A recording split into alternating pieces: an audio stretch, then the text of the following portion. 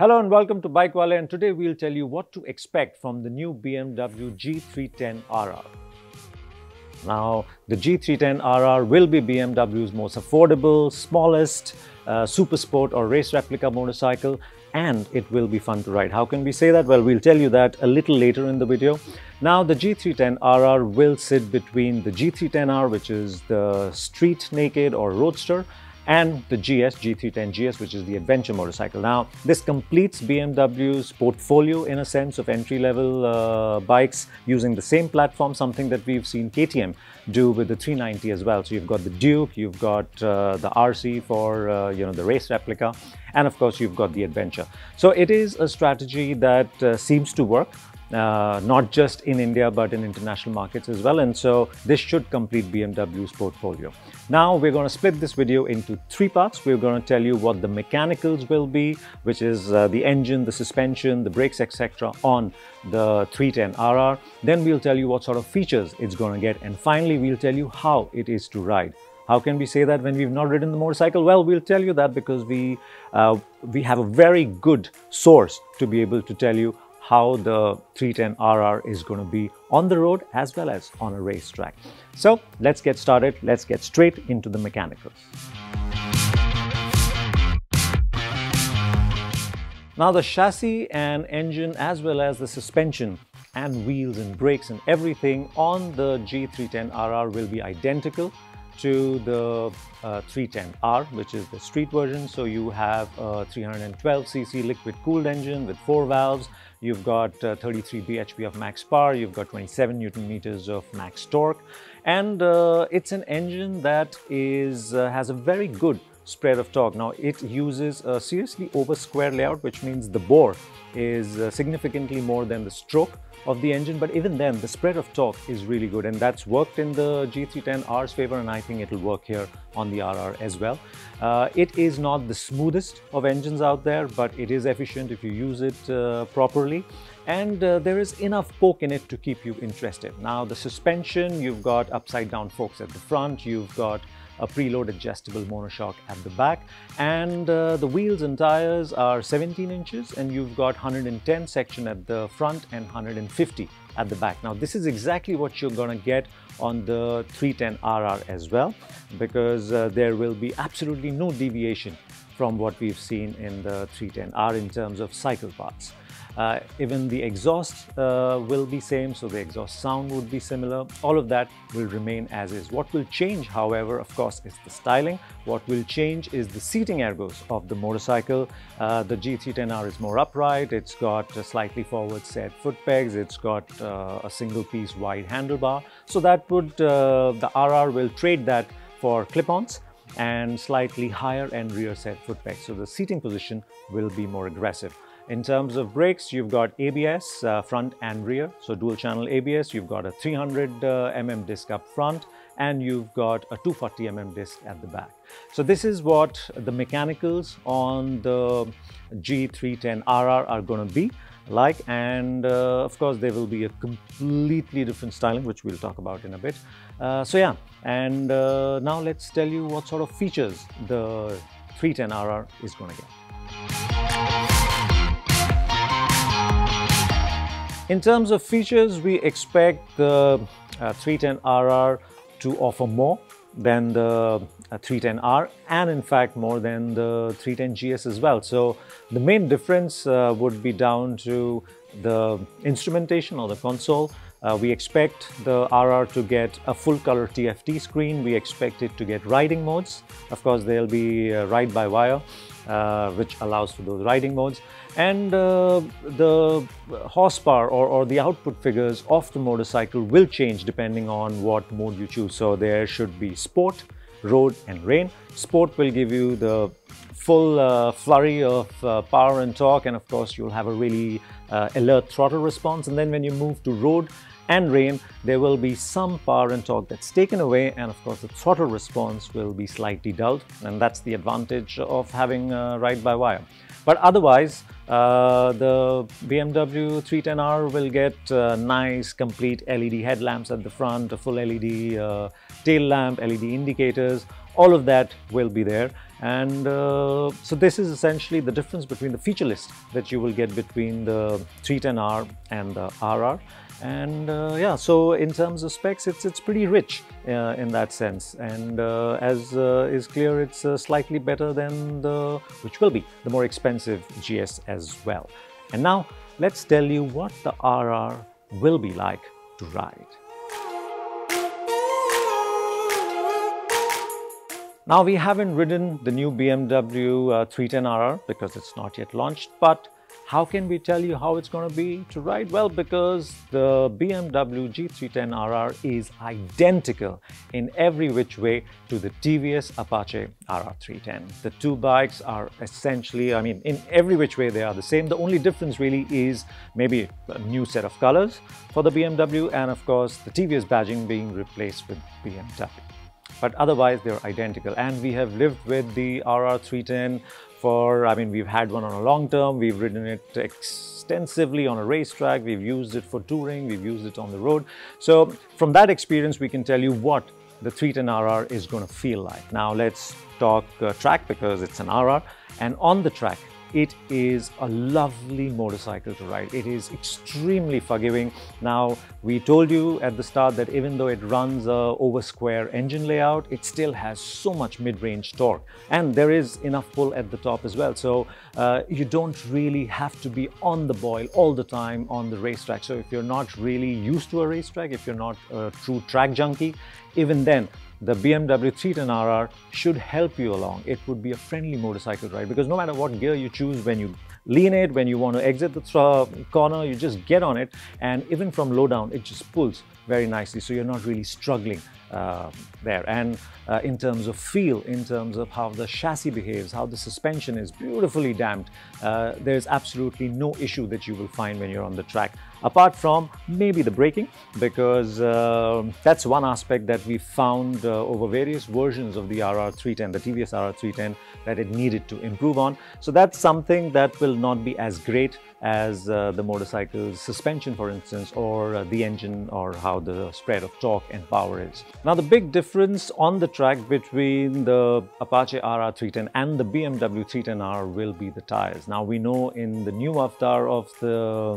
TVS RR 310, it runs Michelin's super grippy Road 5 tires, but this one, the BMW, will probably run the same tires, the entry-level Michelins that we see on the G310R.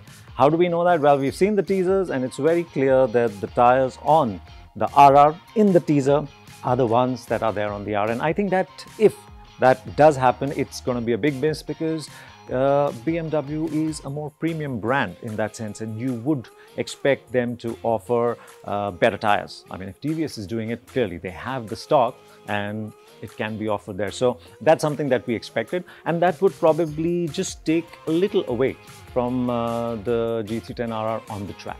Now, on the road, again, the suspension is going to play a huge part. It's beautifully damped, like we said, so the springs, they're not too stiff, but they're just right, and the damping isn't too fast, so you're never gonna struggle with when you hit a bump. It's not gonna throw you off, it's not gonna rebound fast, it's just gonna rebound and settle. It's got that exact 1 second what we call stroke to settle is something that you chase, and that's there on the TVS, and we expect the same to be on the BMW as well. So on the road, it's going to pamper your back, it's going to pamper overall, the ride's going to be good. Seating, again, of course, it's super sport kind of seating, slightly aggressive, but what we've seen with the TVS is going to be exactly what is going to be there on the BMW, which means that even though it's got rear set foot pegs, even though it's got low down or clip-on handlebars, the overall seating is not extremely aggressive, so your knees are not going to touch your ears. You're still going to be pretty comfortable, and you would be able to commute, your wrists not hurting so much as in some other more aggressive, even smaller capacity race replicas for that instance. So good on the road. And on tour, yes, you can take it touring. We took our RR 310, the TVS, when we had on long term, from Bombay to Chikmagalur and back over wet roads, broken roads, winding roads, straight roads. It does all of that without a problem. Of course, the pillion you're not really going to have that sort of comfort. But then of course you can buy the GS, or there is the BMW 310R if pillion comfort is what you're going for. So this is what we feel. And I think we know it's a pretty well, I mean, a good educated guess that how the 310 RR is going to be on the road. And like we said at the start, it will be a fun motorcycle for this reason alone. It doesn't have a lot of horsepower, it doesn't have a lot of torque, but in terms of rider involvement, it's going to be right there, right up there, just like the TVS 310 is. So that's a good footing on which the BMW will come. Now let's tell you about the pricing and positioning about the G310 RR. And now let's tell you what the BMW 310 RR is going to be priced at. Now, if you look at the pricing of the 310R, it is identical to the TVS RR 310. So clearly, if the BMW is going to sit between the 310 and the GS, I mean the R and the GS is where the RR is going to sit. So clearly it's going to be more expensive than the TVS RR 310. So we expect the pricing to be somewhere in the region of about 2.75 to 2.8 lakhs. That's where it's going to be. And if you're wondering if it's going to get adjustable suspension, no, it will not get adjustable suspension right at the start. And the reason is that adjustable suspension is not cheap. I know it is offered with the TVS as part of the build to order program or the BTO, and maybe BMW will do the same. But if it were to offer the adjustable suspension on this motorcycle, it will completely take the pricing off. And if, as the teasers show, that they're still sticking with entry-level tires, then there is no reason for them to offer adjustable suspension. I mean, it's so clearly for them getting the pricing right, not too far away from what the TVS offers is where they're going to make, or that's where the 310RR is going to sit. Now, the big question is, what about styling? So the styling of the BMW 310RR is identical to the Apache RR 310, and you'd say, why would BMW want to do that? I mean, that's the least they can do, is give some differential styling. Now, the TVS, and let me just tell you how that works. The TVS sells about 500 units a month. So clearly it's not a big number. But to do that number, they've already got vendors who need to make the various bits of the motorcycle, that expensive headlamp, the tail lamp, the body panels, all of that. Now BMW is going to sell even less than what the TVS does. Simple logic, TVS has more showrooms, it has more reach, BMW has a smaller reach, and of course it is whatever, 12, 15,000, however expensive it might be, it is more expensive for the same motorcycle. So clearly it's going to sell less than that. And so imagine if you had to do a complete retooling and all of that, the vendors would have to do that. And TVS at the plant would have to do that. So it becomes really expensive for them. So it's just simple to use the same bike and just rebadge it. Now, it will make a difference in India. Maybe, maybe not. I mean, if you're in the market for that bike, you know they're the same bikes. Maybe you'll say, I want TVS because it's got more reach. Maybe you'll say, I want a BMW because maybe it's got a premium brand. And you might have a different experience when you go to the showroom or the service center. But like I said, the numbers are too small for it to matter. And internationally, BMW is going to sell in markets where TVS isn't there. So we've already seen that these entry-level bikes have worked for BMW in their international or in markets apart from outside India. And that's going to continue for the 310RR as well. So there will be no real cannibalization in that sense. And as I see it now, of course, it would have been great if BMW would have done a styling that reflected what its S1000RR looks like rather than the TVS, but makes complete sense. And I don't think it's going to take away from anything given the numbers that both these bikes are going to do. So this is this is how or this is what you can expect from the BMW 310RR. Just a quick recap. The BMW 310RR is identical, equal to TVS RR 310, exact styling, same cycle parts, same engine, same everything. The only difference, colors and badging. And now the tires also, because as we said, the TVS gets nicer tires now, the BMW probably wouldn't. Is it going to make things difficult or ugly for BMW? No. Like I said, the numbers are small, so it's not really going to make that difference. And what you can then expect from the motorcycle is a beautiful motorcycle to ride and live with on the track, on the road, to tour on, but with a BMW badge if you want slightly higher snob value. So that's where it is. And would we have liked better tires? Yes. Would we have liked adjustable suspension? Yes. But hopefully it will be offered as a package later on after you've bought it. So that's that, and thank you so much for watching. And please like, subscribe and hit the bell icon, and also comment if you liked what you saw, if you liked what you heard, or if there's anything else that you'd like to comment on, including my shirt. So do that.